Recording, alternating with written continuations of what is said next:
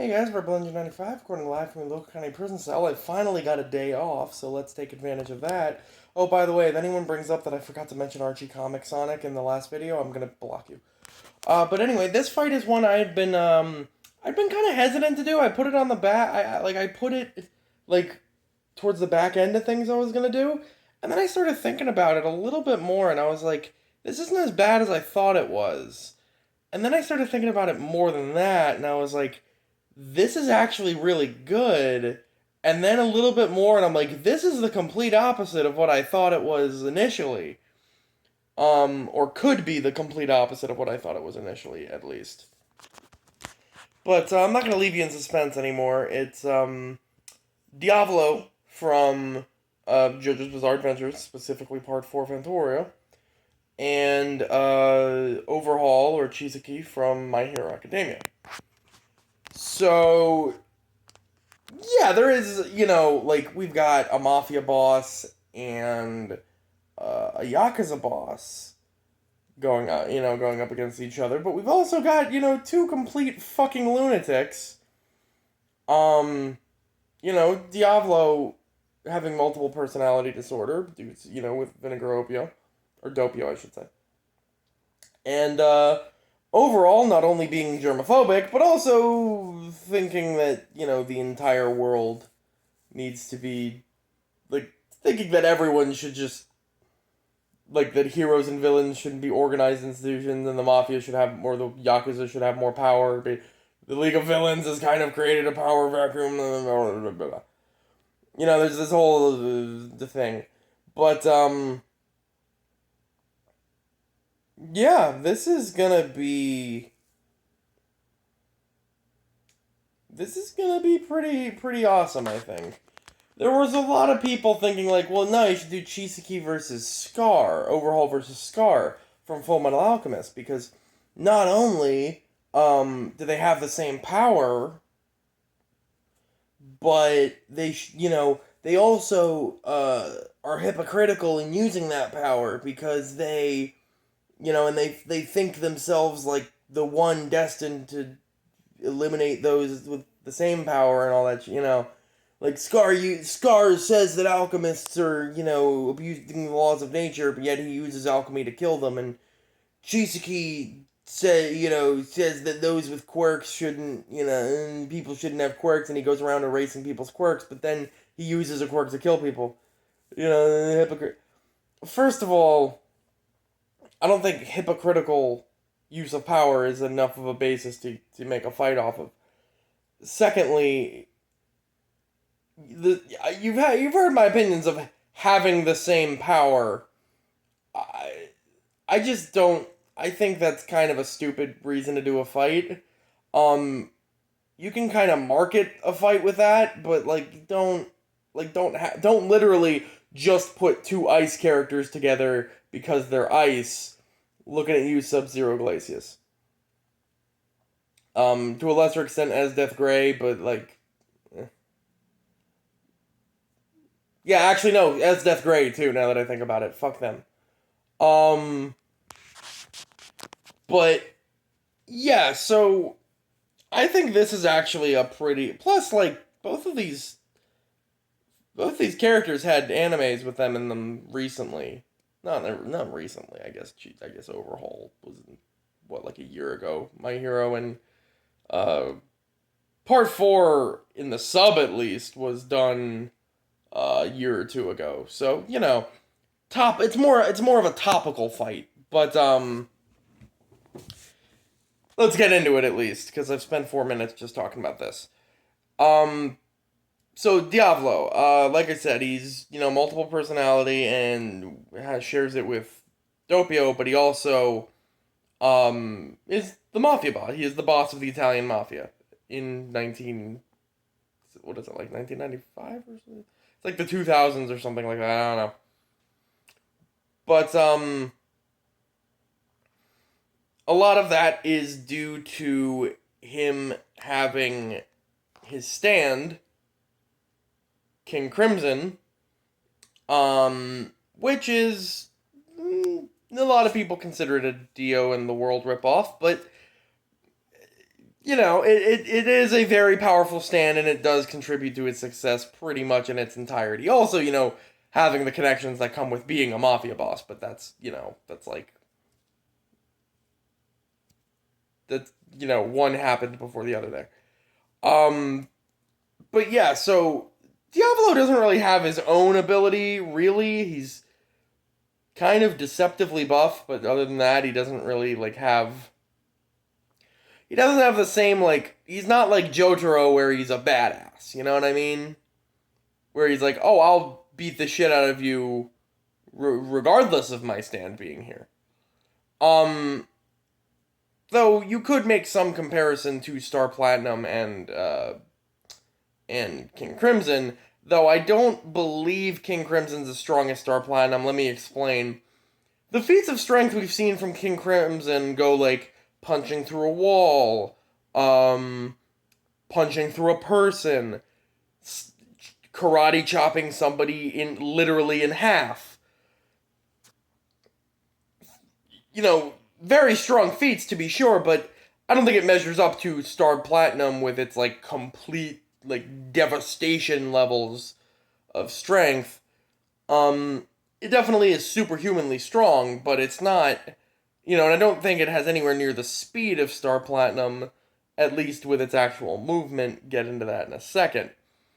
You see, whereas the World and Star Platinum, both of which I've covered in this show, have the ability to freeze time, King Crimson has a very similar ability to erase time. Now, what that implies is very different depending on how you explain it, but I'm going to try my best here. So essentially, let's say I have a gun and I fire it at somebody.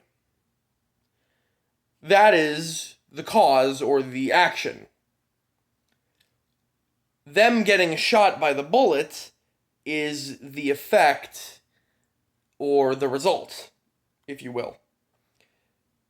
King Crimson is able to erase up to 10 seconds of time, so within that 10 seconds, he can erase me pulling out the gun and firing it, and all that will remain will be what came before that, and the result or action or the effect of the other person getting shot.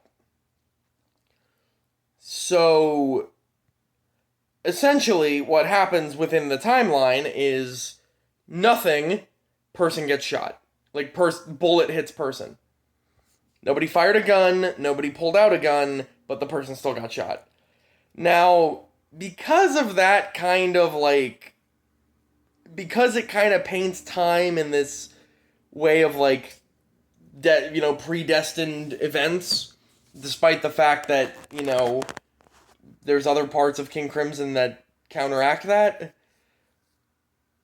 it's caused people to believe that there's, he's not actually physically manipulating time, he's just kind of manipulating people's perception of time.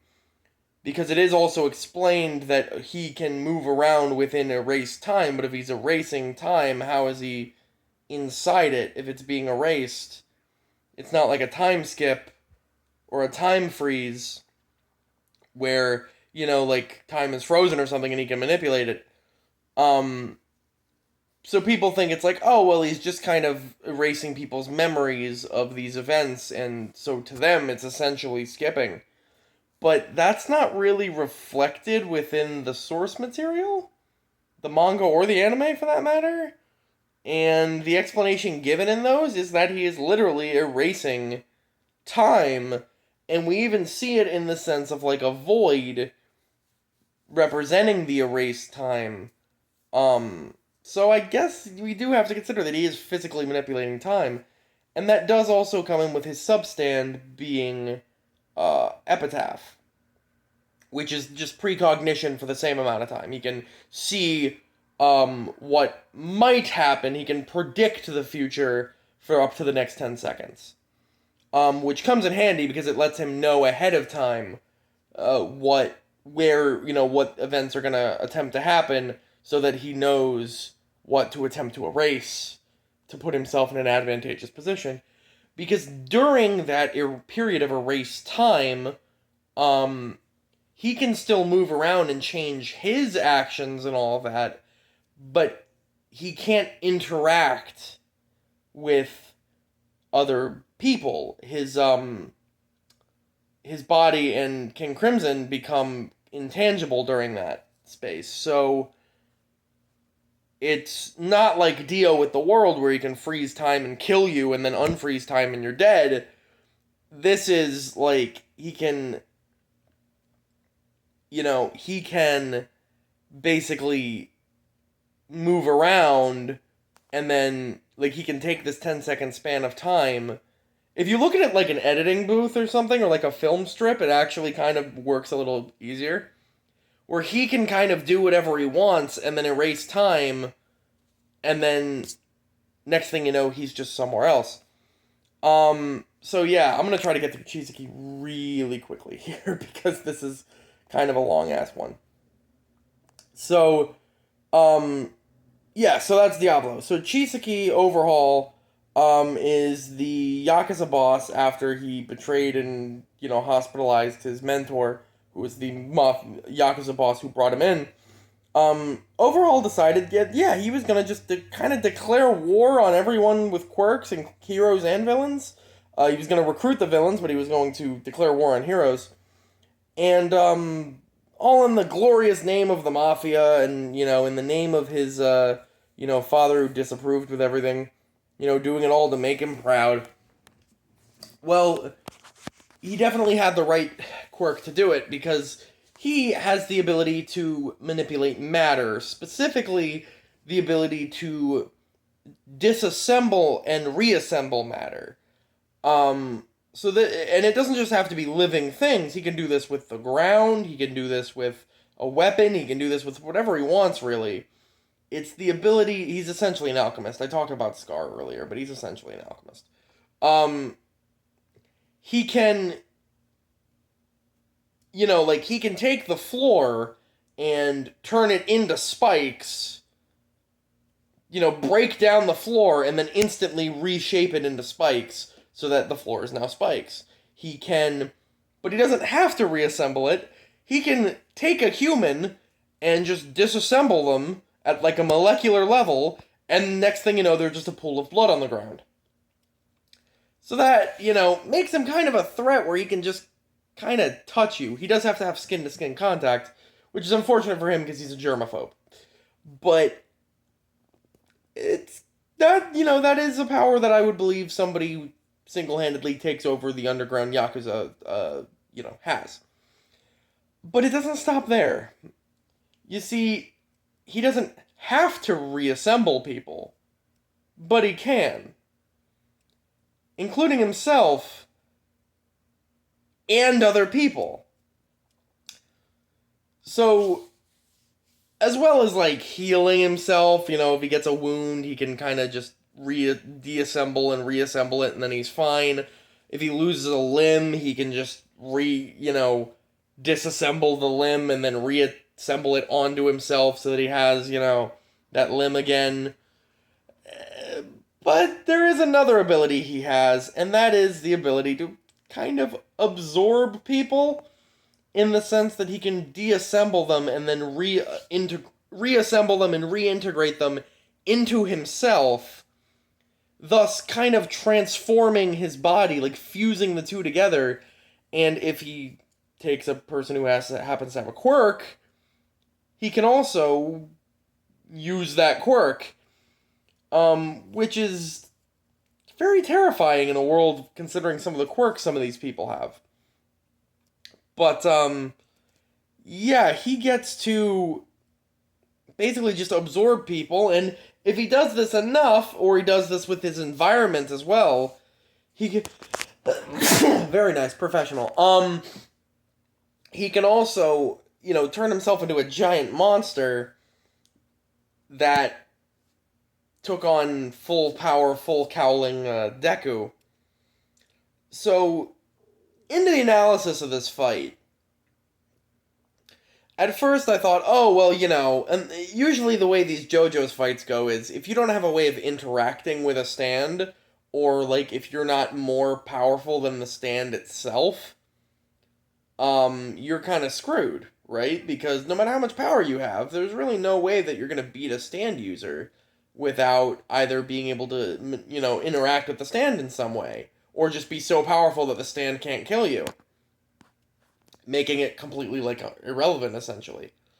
In the case of, like, Kenshiro and Alucard and stuff like that. Though Kenshiro did have a way to interact with the stand. Now, Overhaul's not going to have that. He's not going to have a way to see or damage King Crimson in any way. However, he does have the potential to outpower King Crimson. So, in that giant monster form I mentioned, he was able to take hits from Midoriya at full power with using 100% full cowling. Midoriya's hits generally are using 5 to 8%. But, and we've seen the devastating effects of that. And we've also seen the devastating effects of using 100%. Where he would break his own arm. Like, punching and destroying giant robots. Now, I'm not about to compare him to All Might, because All Might's perfected the quirk. But he's using a power that's strong enough to punch a giant metal robot and, like, not only make it fly back, but also put a giant dent in it. I mean, I talked about how superhuman King Crimson but I just don't believe it's that same level of strength. So I'm sure that Chisaki could survive being hit by King Crimson even if he couldn't see it. And it's not and yeah, the time stopping is kind of a bitch, but the real thing that kind of, I think, stops Diavolo from winning this, and yeah, basically, if you're not telegraphing this, I think that Chisaki's gonna win this. The thing that's preventing Diavolo from winning this is being able to interact during that erased time. Because he's only gonna be able to put himself into an advantageous position and, like, dodge attacks and blindside Chisaki, but unlike Midoriya, who could just use this raw amount of power, Diavolo does not have that amount of power at his disposal. So, he just doesn't have a way to, like, deal with that, Not to mention, like, yeah, he can manipulate his position and the position and actions of others. Diavolo can, I should say, but Chisaki can manipulate his environment, and again, it's one of those things where he doesn't have to beat King Crimson. He just has to physically touch Diavolo and it's over. Much like with Kenshiro. So, yeah, he's just gonna have to, and then Diavolo's just gonna melt. So, I think Overhaul actually wins this. He just needs to land one single shot, and in that giant monster form, he's got the durability to do it, and the power output to kill Diavolo even if he didn't physically touch him. If Overhaul himself didn't physically touch him. And he's got enough manipulation of his environment to keep Diavolo from landing a kill shot. Also, it's the fact that he can heal himself with his own quirk, with the exception being he has to actually have limbs that aren't made of stone, like after he got his limbs cut off and they were made of stone, and they were turned to stone by the League of Villains, but that's not the point. So yeah, I think Overhaul's gonna win this. This actually was really fun to do, and it was really, took me by surprise when I kind of continued to think about it, and I was like, this is actually pretty... Like, this made me do a 180 with my opinion on this fight. So, yeah, I think Overhaul's gonna win this. Anyway, Ripple 95, so yeah.